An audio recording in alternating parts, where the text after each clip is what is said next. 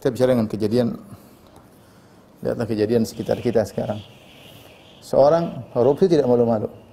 Korupsi tidak malu-malu. Nanti dia korupsi, udah ketahuan, kemudian dia mencalonkan dirinya lagi, padahal koruptor. Tapi tidak punya malu sama masyarakat bahwasanya dia pernah korupsi.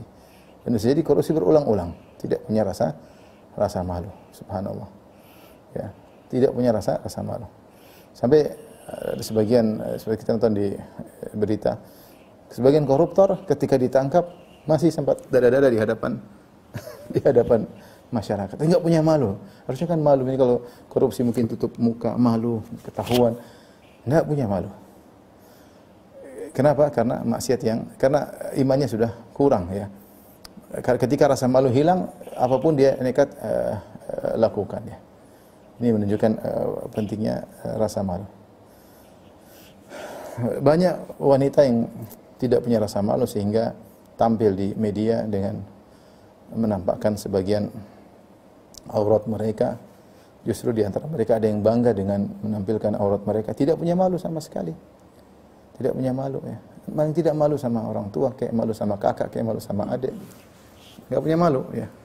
Bahkan lebih parah sebagian orang-orang melakukan zina kemudian menyoting perbuatan mereka, kemudian disebarkan di dunia maya dan tidak punya malu. Ini kondisi yang menyedihkan. Dan masyarakat juga aneh, maksud saya, kadang sebagian orang sudah terjerumus dalam hal tersebut masih dielu-elukan. Jadi orang semakin pede untuk tidak malu. Kenapa? Karena masyarakat tidak mensifati dengan sifat yang benar. Seorang sudah berzina kemudian masih dielu-elukan, seakan-akan tidak punya salah. Seorang koruptor masih dipilih kembali, seakan-akan tidak punya salah. Sehingga orang buat apa malu? Orang juga yang lain melakukan dan juga tidak jadi masalah.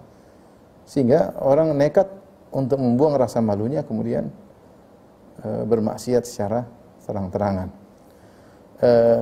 Lihatlah bagaimana sebagian orang-orang yang bermain politik kemudian tidak punya malu untuk menjanjikan ini, menjanjikan anu.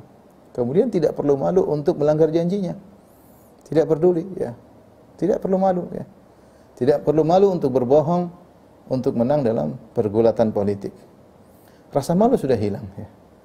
Rasa malu sudah hilang. Kita ini Indonesia bangsa yang beradab, bangsa yang pemalu.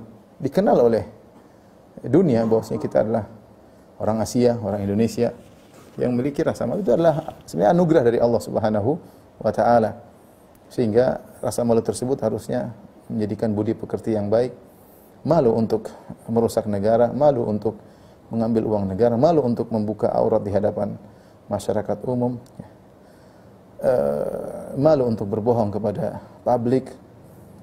Namun demikianlah, ketika rasa malu sudah hilang, maka maksiat dilakukan, ya, maksiat dilakukan.